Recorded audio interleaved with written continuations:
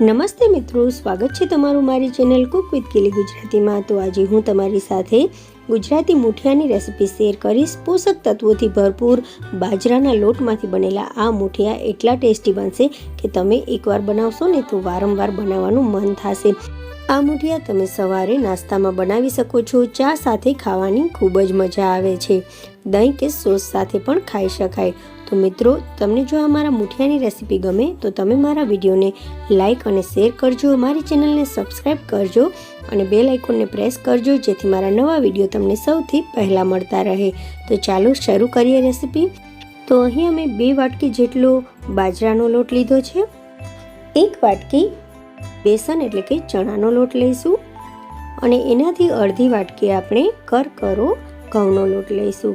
તો આ પ્રમાણે આપણે મુઠિયામાં રેશિયો રાખવાનો છે લોટનો। હવે આપણે તેમાં દૂધી નાખીશું, જે મેં ખમણીને પહેલેથી જ રાખી હતી, તો સેજ કાળી થઈ ગઈ છે, તો આ દૂધી આપણે ખમણી અને નાખી દઈશું। દૂધીને બદલે તમે બટાકા પણ આ રીતે ખમણીને નાખી શકો છો અને મુઠિયા બનાવી શકો છો। હવે આપણે ઝીણી સમારેલી તેમાં ડુંગળી નાખી દઈશું। તો અહીંયા આપણે 3 કપ જેટલી દૂધી નાખી છે અને 1 કપ જેટલી આપણે ડુંગળી નાખી છે। હવે અહીંયા નાના ટુકડાઓ કરેલું લસણ નાખી દઈશું। જો લસણ અને ડુંગળી ન ખાતા હોય ને તો તેને સ્કીપ કરી શકો છો। હવે આપણે ખમણેલું તેમાં આદું નાખી દઈશું। અડધી ચમચી જેટલી તેમાં લાલ મરચાંનો પાવડર નાખી દઈશું। અડધી ચમચી આપણે તેમાં હળદર નાખી દઈશું। હવે સ્વાદ પ્રમાણે મીઠું નાખી દઈશું અને 1 ચમચી જેટલી ખાંડ નાખી દઈશું। તમારે આમાં લીંબુનો રસ નાખવો હોય તો પણ તેમાં એડ કરી શકો છો, જેથી જે મુઠિયા બનશે તે સરસ મજાના ખાટા મીઠા બનશે। હવે આપણે ફ્રેશ ધાણા સમારી અને તેમાં નાખી દઈશું અને બધી વસ્તુઓને મિક્સ કરી લઈશું। આમાં આપણે મોણ નાખવાનું છે, તો 2 થી 3 ચમચી જેટલું મોણ નાખીશું, જેથી આપણા મુઠિયા છે તે સરસ મજાના એકદમ પોચા અને મુલાયમ બને। તો હવે આપણે તેમાં 2 ચમચી જેટલું મોણ નાખી દઈશું। આ મુઠિયા બનાવતી વખતે તમારી પાસે જો બપોરના ભાત કે પછી રાતના ભાત વધેલા હોય તો તે તમે આમાં એડ કરી શકો છો, જેથી મુઠિયા છે એ એકદમ ફરસા બનશે। તો હવે બધી વસ્તુઓને આપણે સરસ રીતે મિક્સ કરી લઈશું। પાણી નાખવાની બિલકુલ જરૂર નથી, કારણ કે દૂધી તેનું પાણી છોડશે તો તેનાથી જ લોટ બંધાઈ જશે। તો અહીં આપણો લોટ બંધાઈ અને તૈયાર થઈ ગયો છે। હવે આપણે થોડુંક પોર્શન લઈ અને તેના મુઠિયા વાળી લઈશું। તો આ રીતે તમે નાના મોટા જે પણ સાઇઝના તમારે મુઠિયા વાળવા હોય તેવા મુઠિયા વાળી અને બનાવી શકો છો। તો અહીંયા મેં આ રીતે મુઠિયા વાળી અને તૈયાર કર્યા છે। તો બધા મુઠિયા આપણે આ રીતે વાળી અને તૈયાર કરી લઈશું। સાથે સાથે આપણે ગરમ પાણી પણ મૂકી દઈશું સ્ટીમરમાં, જેથી આપણું સ્ટીમર છે તે ગરમ થતું થઈ જાય।